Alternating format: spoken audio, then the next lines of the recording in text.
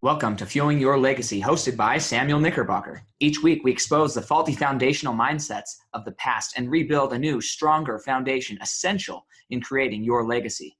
We've got a lot of work to do, so let's get started.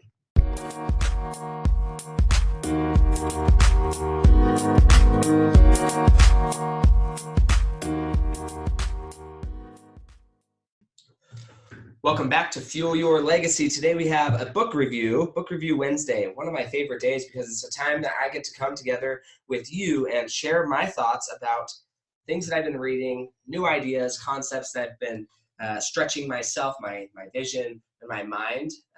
This last week has been interesting, to say the least. I was on an 8-day cruise. I've not been on an 8-day cruise in a long time. Actually, I don't think ever. Last one I went on was 7.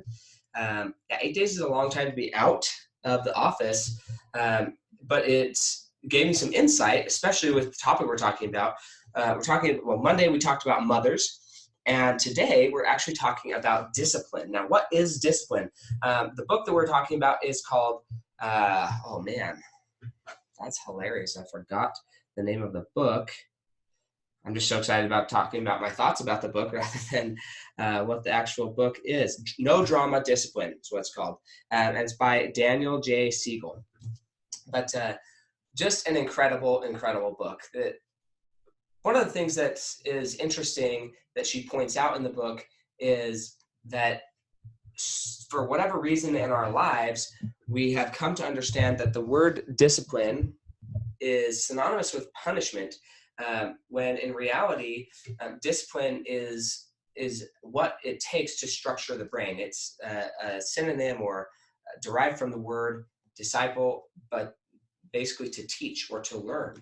And so when we're disciplining, we're actually teaching other people, and we're also learning. So when you start thinking about discipline, when you're disciplining your children, when you're leading people either in business or whichever area that you find the most that you're leading people in, discipline is important. Even when you're leading yourself, what are you teaching yourself? How are you disciplining yourself and striving to become better and more through education or through learning or through teaching yourself new things? And so that's really what the book as an overall overarching objective of the book is, to help you understand that. And then there's lots of examples and things that they go into that really talk about maybe different methods of discipline or education, and then more importantly, the motive behind it. If you start to think about, hey, I got to discipline my children, and you start thinking about it from a perspective of I've got to teach my children something rather than I've got to punish my children, then the whole motive and feeling turns into one of love rather than anger, frustration, reaction. It's much more focused on, okay, how can we help this little human develop into somebody who's educated and self-managing and really able to excel in this world. And that happens whether it's a little human as a child, or if somebody's just coming into a business. Maybe it's McDonald's, right? They've got to discipline their people and say, this is what's expected. This is how you thrive in this environment. And these are the things that you need to be doing to really make it last here at this company, right? And that's going to happen everywhere. So just a few things that stuck out to me a lot because it's so applicable to everything that we do in life. But the first thing is start with a plan rather than react. So many people, they walk into life and they're frustrated, they're not fulfilled, and they're just being hit upside the head over and over and over and over and over, reacting to everything around them rather than intentionally planning how they want life to go. Well, when it comes to a discipline or trying to lead others, you have to start out with a plan. You have to know exactly how you're going to approach a situation when it comes up, how you're going to react, what's your game plan. Now, things change and we all react. Nobody's perfect. But what's the initial plan? If there's no initial plan, then you just do whatever feels natural. And what feels natural, I'm putting that, if you're watching the video, in scare quotes, because unfortunately what's natural to you is how you were raised, but that may not be the best natural way to respond. It's just what comes most easy to you because that's what you know. And so what if you intentionally planned to react another way, or intentionally planned to act when it came time to discipline or to educate or to teach? You had an intentional plan of how you were going to accomplish that objective. So that was the first thing that really stuck out to me. Secondly, before you react to a situation, let's say your kid hits you, or your employee does something dumb, and you've got to now go deal with public relations, right? Whatever it is, what are the things to do? Like, what are some questions you could ask yourself to make sure you're processing through this and approaching it properly? And the first one is, why do they act that way? Right? What about them has led them to act that way? What was their intention by acting that way? So that's the first question. Why did they act that way? What was the stimulant? What was the circumstances, and what was really going on? And remove emotion from that, because it's really hard to remove emotion when your kid is using all these nasty faces at you and screaming and slapping and whatnot. But like, why are they reacting that way? That's the first question that you got to ask yourself. And by doing so, it pulls you out of the situation and allows you to see greater perspective. So that's the first question. Second is it desirable behavior? This is another thing that's throughout the whole book, but discipline needs to be positive, as well as we need to be disciplining the positive things, right? We need to be, when we see something positive, is it desirable behavior? If it is, let's discipline. Let's take an opportunity to teach and say, this is a desired behavior. Let's have more of that behavior. And so that's a discipline. And it's something that I've recognized I need to be much better at, both in my business and in my family, at me being disciplined and disciplining others and letting them know, hey, I love that you did this. Let's do more of that. And so, is it desirable behavior? If it is, okay, why do they do it? Is it desirable behavior? Based on that question, yes or no. If it is desirable behavior, give affirmation and say, this is a great way to do it. And then if it's not desirable, say, is it age appropriate, right? Because maybe your kid is throwing a tantrum, screaming, slapping, not eating his dinner. Maybe your employee, he just started, he's still making mistakes. He's not quite, maybe he's on a, let's see, I was a farmer. So I wasn't really a farmer, but grew up on farms, and I used to pick potatoes. And when you pick potatoes, you're on a potato harvester, you're picking bad potatoes that have been cut, or big dirt clods, so that we can get rid of all of the stuff we don't want in the potato bin. The same thing with onions. Well, when I first started, those conveyor belts, they're moving fast, and there's a lot going on. And when you first start, it's learning something new, and you're missing all sorts of stuff. And then once you've been doing it a while, then it becomes reflexive, and you can do it easily. Well, same thing. It doesn't matter where you're at, what business you're in. Is it age appropriate? Like, if you only have so much experience, is that mistake appropriate? If it is, then don't freak out about them. Take the opportunity to discipline, take the opportunity to share more and educate a little bit more, but don't get upset about it. Just recognize, yes, that's an age appropriate thing to do. Now let's take the next step. Let's give them a little bit more education. So those three questions again are, why did they act that way? What was their motive? 2, is it desirable behavior? Do I want it to happen again or not? And then 3, is it age appropriate? Once you go through those 3 questions, you're able to really calm down, take a step outside of the current situation and analyze, okay, what's the best way to discipline? What's the best way to educate or teach my child or my employee or my spouse or me, whatever, so that I can kind of get out of that. Now, there's 3 stages of the brain that they talk about, and I love this because it's an interesting perspective, and that is you want to challenge the brain. The brain is challenging or changing, and then it's changeable, and it's complex, right? So there's a term in neuropsychology called neuroplasticity, and essentially that's saying that your brain is constantly in a state of change. It's never in one place, and it can become whatever you want it to be. It's completely malleable. And so, 1, you have to recognize that whoever it is you're working with, their brain is currently changing. It's changeable, which means it's not going to be fixed in whatever state they're in, but they can learn, they can grow. And then 2, it's complex. It's not a simple thing. And generally, when people are acting a way that's less desirable to you, or desirable, but both, it's because they trust you. People who, especially children, if they don't trust the people that they're around, then they're going to be on their best behavior because they don't know how they're going to respond. Whereas when they're with you or somebody they trust, then they're willing to be a little bit more disobedient because they trust you. So it's actually a very positive way of looking at it. Man, my child wouldn't even be doing this if he didn't trust me. I'm so grateful that he trusts me enough to show himself and allow me to educate him or discipline him. And that's a very it's just a very nice thing to know about your children. I think, and it's very, very self-uplifting. Now, I struggle with this next section. When I was listening to this section of the book, I was like, oh, help me. I need so much work in this area. Okay. So, have you ever watched a silent movie? Okay. So I remember growing up watching a movie called Frankenstein. And if you took the sound out of the movie, there was no voices. It was just music. And it was the cheesiest, most dumb movie ever.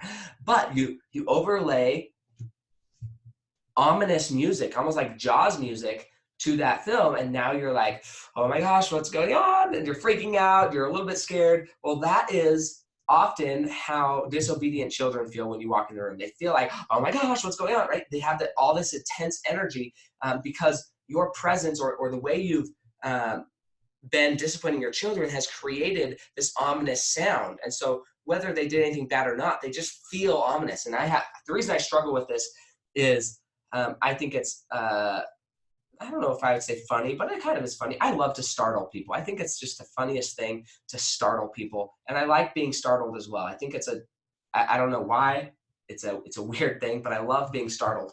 And I don't love it when it happens, but I like laughing about it after because I still get scared every time and I don't know why. But because of that's something that I do to my children. And what I'm recognizing from this book is that creates this ominous experience of dad that they don't know what's going to happen. So if instead of when they were disobedient, me responding abruptly or startlingly, then if I chose to respond with a joyful tone, a joyful musical tone, right? Because that same movie, Frankenstein, if you were to overplay like circus music, instead of the ominous music, play like circus music or just lighthearted, fun music, it would be a comedy, right? So you can have like the Three Stooges, which is comedic, or you could overplay over the Three Stooges some ominous music and it wouldn't be as funny anymore. And so that same thing, how are you structuring the musical tone, we'll say, of parenting or disciplining or leading the people that you're leading? And that is, the reason this is important is it's essentially that things are worse because we perceive what might happen in the future. And so if we're using this shark type music or the Jaws music, then people are perceiving that something bad is going to happen in the future, and that freaks them out more than the current state of what is actually happening. So if you can respond with more joyful music, musical tone, right? I'm using the word music just to give you the idea of the feeling, then maybe they won't be so scared of what might happen. They'll actually be able to pay attention to what is happening right there at the time. So that's something that I'm going to work on.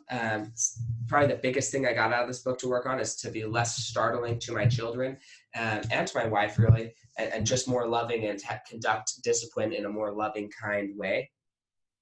And then the other thing is, I've heard this from multiple parenting experts or children experts, but they call it chase the why. That's how they call it in this book. But really just start asking why people did stuff, and not an accusatory way or an investigatory way, but just like, I'm just so like, that's fascinating that you chose to make that choice.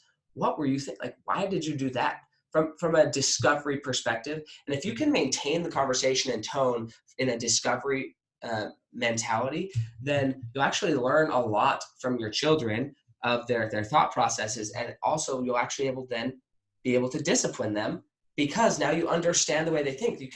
It's really hard to teach somebody something if you don't know if you're even speaking the same language, right? So asking that why, chasing the why, and understanding why they did what they did can really benefit you in the future moving forward. And then along with that chasing the why, kind of the next step is then giving your children a vocabulary to describe their feeling in the future, so they can create a quicker connection and then redirect their feelings faster. So once you've calmed down your child or your employee or whatever, and then say, hey, well, I perceive that you're feeling X, Y, and Z way. Is that true? And you can ask them and have a conversation.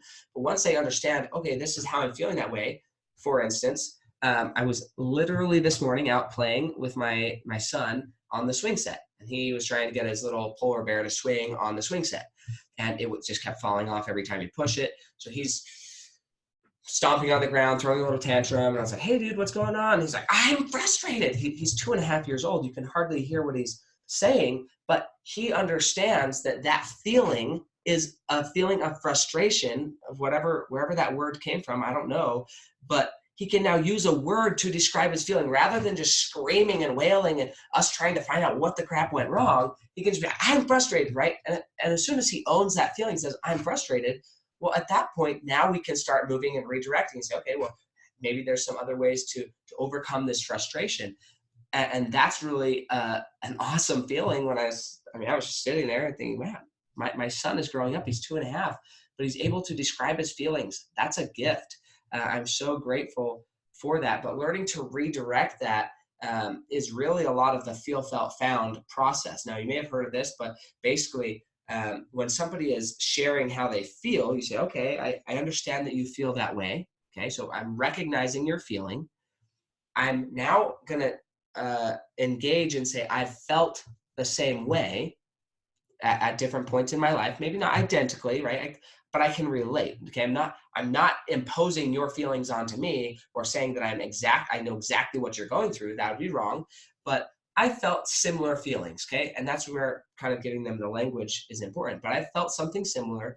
What I found in the process of my discovery is this is a better way to transition. And then that's when you're going to teach redirection. That's where you're going to teach somebody to go from sadness to happiness. As, hey, I get you. I understand you. I used to feel the same way. Keyword, I used to feel the same way, right? I don't feel that way anymore, but I used to feel the same way. And this is what I found. This is a process that helps me overcome those feelings. You might give it a try. Okay, very invitation type language, not should, not command form, but very inviting language. Hey, I invite you to just give it a try. Just see what gratitude could do for you. Just see what a little bit of focus on the positive could do for you. And that is one of the best masterful forms of redirection out there, is just get people focusing on the positive. And the final thing that I was really committed to this when I first had my children, and I've fallen out of commitment just because it's really difficult.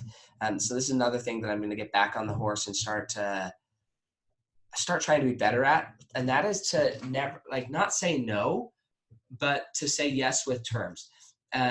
For instance, and this is going to be more of a business example, but I was talking to my sister. She was on the cruise with me, and we were talking about how could she make a certain dollar amount through being a waiter or waitress, sorry. And she's like, I just can't fathom making this much money doing this. And I'm like, okay, I get that. Like right now, you don't have the tools to fathom that. Like you don't even know what potential, you wouldn't know how to accomplish that or how to go about accomplishing that. But if you could, what if, right? Let's just live in the land of what if this could change? What if this could change? What if this could change? What if this could change? So we went over 5 or 6 different examples of things that she could alter without spending more time at work, just being more committed or more diligent about focusing in on a few key indicators. She could increase her income up to this dollar amount. And that's saying yes with terms, rather than saying, yeah, no, you can't make that much money here. You can't make that much money at a restaurant as a waitress. Rather than saying, no, you can't, saying, okay, well, how could you, right? I believe that you can, but it's going to come with certain amounts of effort. How could you accomplish that? And that's a very skillful thing, because everything in life, there's going to be times where you have to say no. But rather than say no, turn it into a negotiation. If there's something that you want and they want, and this other person, whether it's a little child and they want to do something, attach terms to the yes. And by attaching terms to the yes, both of you win.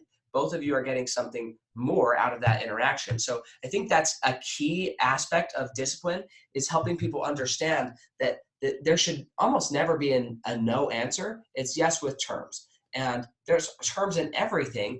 But if we teach our kids to accept no, then that's going to kill their desire, kill their drive to go and chase something more. So I definitely don't want to kill my child's desire and drive to become more and to chase something better than even what I am. I want my children to eclipse me and just go slingshot past where I'm at in personal development, because I believe that they can. And if I can give them a little stepping stool by what I've learned, then maybe they're going to be able to accomplish so much more than I did, and then I'll get to learn from them. So yes with terms is such a more freeing way to communicate than no terms at all, or just straight up no.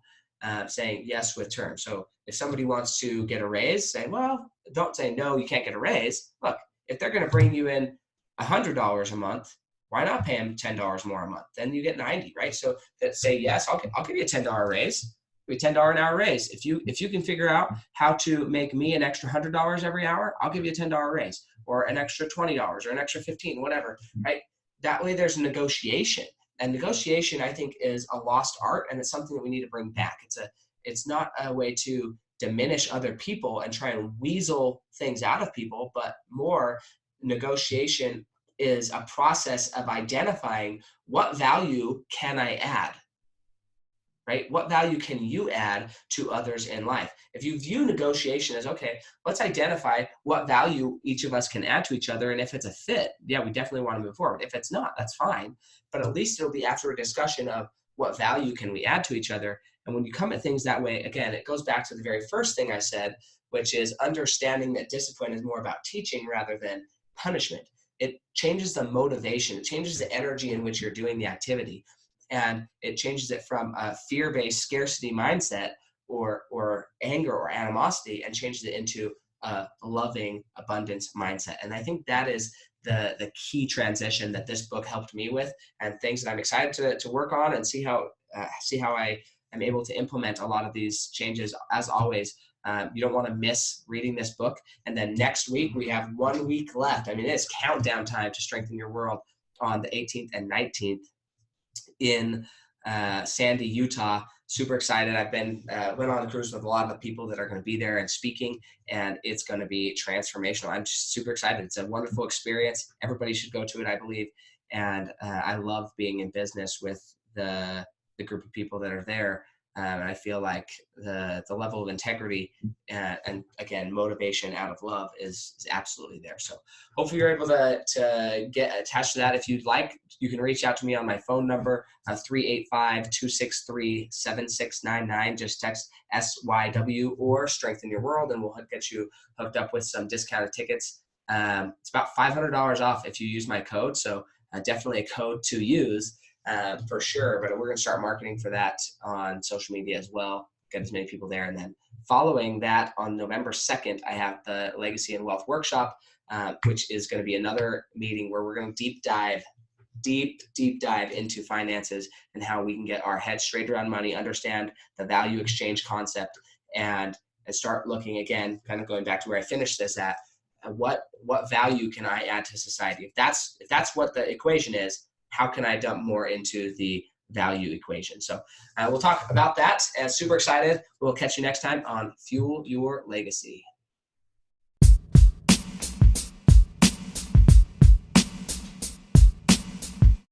Thanks for joining us today. If what you heard resonated with you, please like, comment, and share on social media. Tag me so I can give you a shout out on the next episode. And thanks to all those who have left a review. It helps spread the message of what it really takes to build a legacy that lasts. Catch you next time on Fueling Your Legacy.